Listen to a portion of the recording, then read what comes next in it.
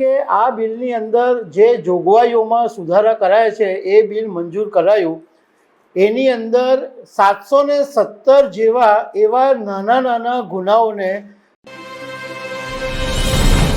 લોકસભામાં આજે જન વિશ્વાસ બિલ પસાર થઈ ગયું છે। આ બિલ વિશે ઘણા બધા લોકોએ જાણવા જેવું છે, કારણ કે આ બિલની અંદર જે જોગવાઈઓમાં સુધારા કરાયા છે એ બિલ મંજૂર કરાયું એની અંદર 717 જેવા એવા નાના નાના ગુનાઓને કાઢી નાખવામાં આવ્યા છે કે જેમાં પહેલાં જેલની સજા થતી હતી, પરંતુ હવે માત્ર દંડ કરીને છોડી દેવામાં આવશે। જે મોટા ગુનાઓ કે જે ગંભીર ગુનાઓ છે એમાં પહેલાંની જેવી જે કડક સજા છે એ યથાવત છે, પરંતુ આની અંદર એક મહત્ત્વનો નિર્ણય એ લેવામાં આવ્યો કે સરકારી જમીનો પર ગેરકાયદેસર કબજો કરવામાં હવે જેલ નહીં થાય, પરંતુ મોટી દંડની રકમ નક્કી કરવામાં આવી છે। તો આના વિશે તમારી સાથે વાત કરીશ। મારું નામ રાજેશ શાહ છે અને તમે જોઈ રહ્યા છો ગુજરાતના સૌથી મોટા ડિજિટલ ન્યૂઝ પ્લેટફોર્મ ખબર છે.com।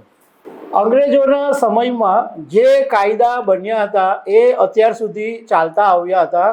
હવે સરકારે જન વિશ્વાસ બિલમાં આ કાયદાનો સુધારો કરીને આ બિલ લોકસભામાં રજૂ કર્યું હતું અને એ મંજૂર થઈ ગયું છે।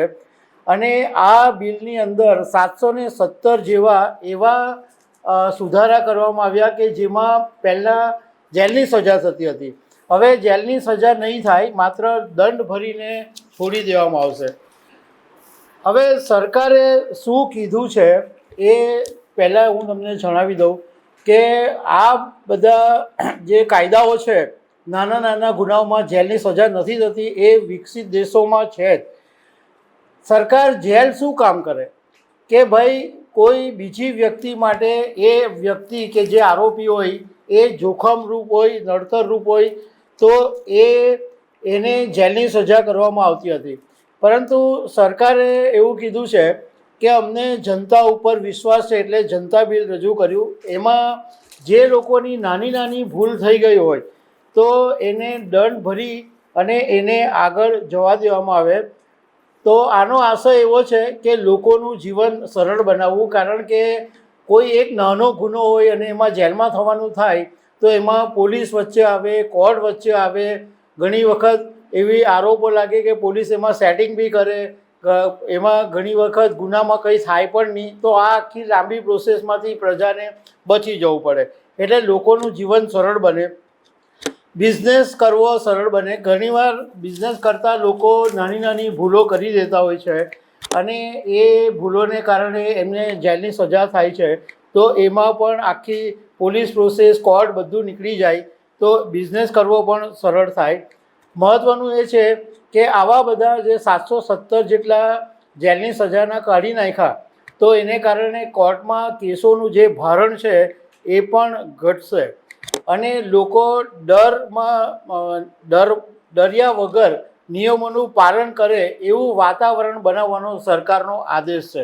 હવે આમ તો 717 એવા નાના નાના ગુનાઓ છે કે જેમાં જેલની સજા કાઢી નાખી છે। એમાં કેટલાક છે એ હું તમને કહીશ। તો ડ્રાઇવિંગ લાઇસન્સની અંદર રિન્યૂ કરતી વખતે રિન્યૂની તારીખથી 1 મહિના સુધીની છૂટ આપવામાં આવી છે। પહેલાં તરત તમારે રિન્યૂ કરાવી દેવું પડતું હતું, પરંતુ હવે 1 મહિનાનો સમય, 30 દિવસનો સમય આપવામાં આવ્યો છે। અને ડ્રાઇવિંગ લાઇસન્સ રિન્યૂ કરવામાં, એટલે ડ્રાઇવિંગ લાઇસન્સ રિન્યૂ કરતી વખતે જે રિન્યુઅલની તારીખથી ગણવામાં આવશે, તમારું ડ્રાઇવિંગ લાઇસન્સ સમાપ્ત થયું ત્યારથી નહીં, પણ રિન્યુઅલની તારીખથી 30 દિવસ ગણવામાં આવશે। હાઈવે પર ચક્કાજામના કિસ્સાની અંદર અથવા ટ્રાફિકને અસુરક્ષિત કરવામાં જો કોઈ ગુનો હોય તો અત્યાર સુધી જે કાયદો હતો એમાં 5 વર્ષથી જેલની સજા અને દંડ બંનેની જોગવાઈ હતી, પરંતુ આ જન વિશ્વાસ બિલની અંદર હવે હાઈવે ચક્કાજામ કરનારા જે લોકો હોય કે ટ્રાફિકને અસુરક્ષિત કરનારા લોકો હોય એને જેલ નહીં થાય, પરંતુ માત્ર દંડ ભરીને છોડી દેવામાં આવશે। આગની ખોટી ચેતવણી આપવાના કેસમાં પહેલાં જેલની સજા થતી હતી, પરંતુ હવે આને ગુનાના દાયરામાંથી બહાર કાઢી દેવામાં આવ્યું છે જન્મ અને મૃત્યુની તમે માહિતી નહીં આપો તો એ ગુના બનતો હતો, પરંતુ આને ગુનાની શ્રેણીમાંથી હવે બહાર કાઢી નાખવામાં આવ્યું છે. રખડતા ઢોરને કારણે જો ખેડૂતના પાકને નુકસાન પહોંચશે તો જેલની સજા નહીં થાય, માત્ર દંડ કરીને છોડી દેવામાં આવશે.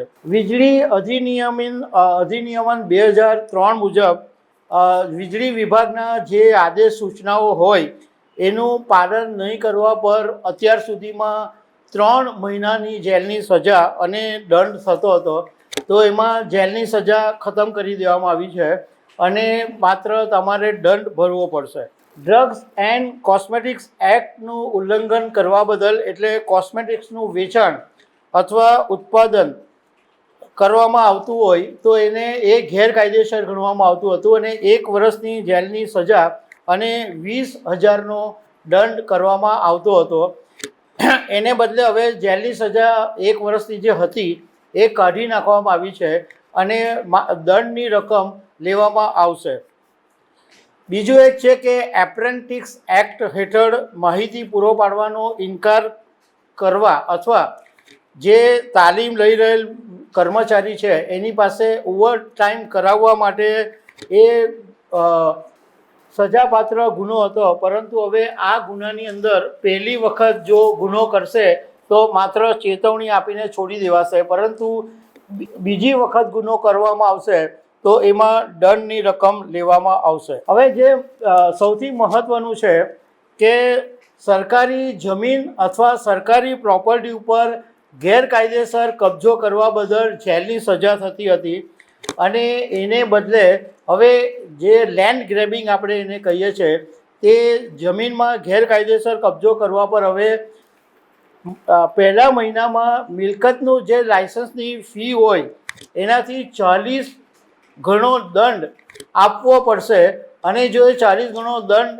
1 મહિનાની અંદર નહીં ભરે તો પછી દર મહિને 10% વધારાના લાગશે.